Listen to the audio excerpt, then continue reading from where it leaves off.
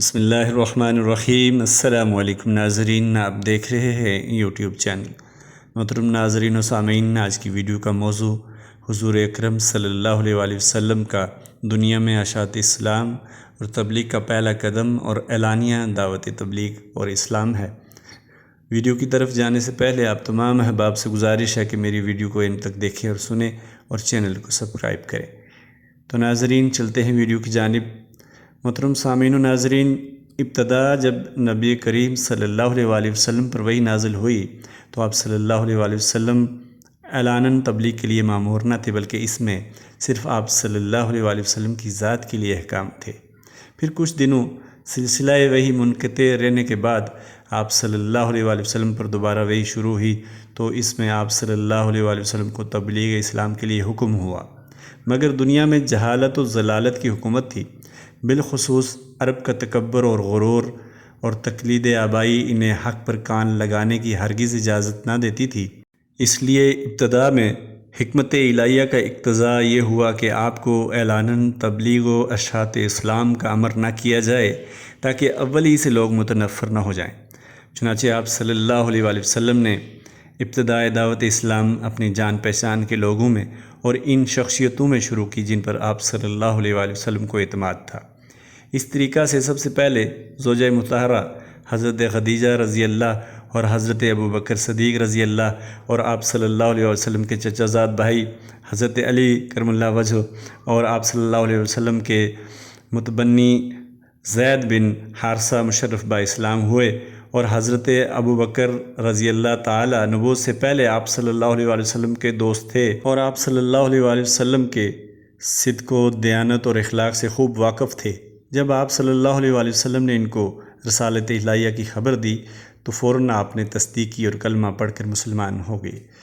ابوبکر صدیق رضی اللہ اپنی قوم کے مسلم بزرگ تھے، تمام معاملات میں لوگ ان پر اعتماد کرتے تھے۔ اسلام میں داخل ہونے کے بعد آپ رضی اللہ نے بھی لوگوں کو دعوت اسلام دینا شروع کی۔ جن میں کچھ صلاح و خیر کے آثار دیکھے ان کو دعوت دی، چنانچہ حضرت عثمان غنی، عبد الرحمن بن عوف، سعد بن ابی وقاص، زبیر بن عوام اور طلحہ بن عبید اللہ رضی اللہ عنہم نے ان کی دعوت قبول کی، اور آپ رضی اللہ ان سب کو لے کر آپ صلی اللہ علیہ وآلہ وسلم کی خدمت میں حاضر ہوئے اور سب کے سب مسلمان ہو گئے۔ ان کے بعد ابو عبیدہ بن جراح، عبیدہ بن حارث، سعد بن زید، ابو سلمہ مخزومی، خالد بن سعید، عثمان بن مظعون رضی اللہ نے بھی اسلام قبول کر لیا، اور اس کے علاوہ ان کے بھائی قدامہ اور عبداللہ اور ارقم بن ارقم رضی اللہ عنہم مشرف با اسلام ہوئے۔ یہ سب کے سب قریش میں تھے اور غیر قریش میں سے صہیب رومی، عمار بن یاسر، ابو ذر غفاری، عبداللہ بن مسعود رضی اللہ عنہم اسلام میں داخل ہوئے۔ اس وقت یہ دعوت اسلام محض مخفی اور خفیہ جاری رہی اور عبادات اور اعمال شرعیہ بھی چھپ چھپ کر ادا کیے جاتے تھے، یہاں تک کہ باپ بیٹے سے اور بیٹا باپ سے چھپ کر نماز پڑھتا تھا۔ جب مسلمانوں کی تعداد 30 سے بڑھ گئی تو آپ صلی اللہ علیہ وآلہ وسلم نے ان کے لیے ایک وسیع گھر مقرر کر دیا جس میں وہ سب جمع ہو جاتے اور آپ صلی اللہ علیہ وآلہ وسلم ان کو تعلیم فرماتے تھے۔ اس طریقہ کی دعوت اسلام 3 سال تک جاری رہی۔ اسی دوران میں قریش کی ایک خاص جماعت اسلام میں داخل ہو گئی اور لوگ بھی داخل ہونا شروع ہوئے۔ یہ خبر مکہ میں پھوٹ نکلی اور لوگوں میں جا بجا اس کا چرچا ہونے لگا۔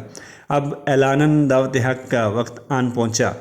3 سال کے بعد جب کثرت سے مسلمان ہونے لگے لوگ تو لوگوں میں اس کا چرچا ہوا تو خداوند عالم نے آپ صلی اللہ علیہ وآلہ وسلم کو فرمایا کہ اب علی اعلان لوگوں کو کلمہ حق کی دعوت دیں، تو آپ صلی اللہ علیہ وآلہ وسلم نے فوراً اس حکم کی تعمیل کی اور مکہ کی ایک پہاڑی صفحہ پر چڑھ کر اور قبائل قریش کا نام لے لے کر آواز دی۔ جب تمام قبائل جمع ہو گئے تو آپ صلی اللہ علیہ وآلہ وسلم اولاً سب سے دریافت کیا کہ اگر میں آپ کو یہ خبر دوں کہ دشمن کا لشکر تم پر چڑھا آ رہا ہے اور قریب ہے کہ تم پر لوٹ ڈال دے تو کیا تم میری تصدیق کرو گے؟ سب یہ سن کر یک زبان ہو کر بولے کہ بے شک ہم آپ کی خبر کو بالکل حق سمجھیں گے، کیونکہ ہم نے آج تک کبھی آپ کو جھوٹ بولتے نہیں دیکھا۔ اس کے بعد آپ صلی اللہ علیہ وآلہ وسلم نے فرمایا کہ میں تمہیں خبر دیتا ہوں کہ تم نے اپنے باطل عقائد کو نہ چھوڑا تو خدا تعالیٰ کا سخت عذاب تم پر آنے والا ہے، اور فرمایا جہاں تک مجھے معلوم ہے دنیا میں کوئی انسان اپنی قوم کے لیے اس تحفہ سے بہتر تحفہ لے کر نہیں آیا جو میں تمہارے لیے لایا ہوں۔ میں تمہارے لیے دنیا و آخرت کی بھلائی لے کر آیا ہوں، اور خدا تعالیٰ نے مجھے فرمایا ہے کہ تمہیں اس کی دعوت دوں۔ خدا کی قسم اگر میں تمام دنیا کے ساتھ جھوٹ بولتا تب بھی میں تمہارے ساتھ جھوٹ نہ بولتا، اور اگر ساری دنیا کو دھوکہ دیتا تب بھی تمہیں دھوکہ نہ دیتا۔ اس ذات قدوس کی قسم جو ایک ہے اور کوئی اس کا شریک نہیں ہے، میں تمہاری طرف خصوصاً اور تمام عالم کی طرف عموماً خدا تعالیٰ کا رسول اور پیغمبر ہوں۔ یہ دعوت و تبلیغ کا سلسلہ اسی طرح جاری رہا۔ عرب کو جب یہ معلوم ہوا کہ آپ کی وحی میں ان کے بتوں کی حقیقت کھولی گئی ہے تو آپ صلی اللہ علیہ وآلہ وسلم کی عداوت کے لیے کھڑے ہو گئے، اور ان کی ایک جماعت آپ صلی اللہ علیہ وآلہ وسلم کے چچا ابو طالب کے پاس آئی اور آپ صلی اللہ علیہ وسلم کو اس قسم کی باتوں سے روک دیں، یہ انہوں نے ابو طالب سے مطالبہ کیا۔ تو ابو طالب نے ایک عمدہ پیرائے میں جواب دیا۔ آپ صلی اللہ علیہ وآلہ وسلم اسی طرح حق کلمہ کی نشر و اشاعت میں سرگرم اور بتوں کی عبادت سے لوگوں کو منع کرنے میں لگے رہے۔ جب عرب کو اس پر صبر نہ ہو سکا تو پھر ابو طالب کے پاس دوبارہ آئے اور سختی سے مطالبہ کیا کہ آپ اپنے بھتیجے کو باز رکھیں، ورنہ ہم سب تمہارے خلاف جنگ کریں گے۔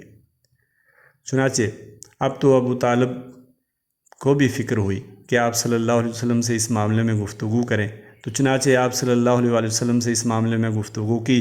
آپ صلی اللہ علیہ وآلہ وسلم نے فرمایا، چچا جان، خدا کی قسم اگر وہ میرے دائیں ہاتھ میں آفتاب اور بائیں ہاتھ میں مہتاب لا کر رکھ دے اور یہ چاہیں کہ میں خدا کا کلمہ اس کی مخلوق تک نہ پہنچاؤں تو میں ہرگز اس کے لیے آمادہ نہیں ہو سکتا، یہاں تک کہ یا تو خدا کا سچا دین لوگوں میں پھیل جائے یا پھر کم از کم اسی جد و جہد میں اپنی جان دے دوں۔ ابو طالب نے جب یہ رنگ دیکھا تو کہا، اچھا جاؤ، تم اپنا کام کرتے رہو، میں تمہاری حمایت و نصرت سے کبھی ہاتھ نہ اٹھاؤں گا۔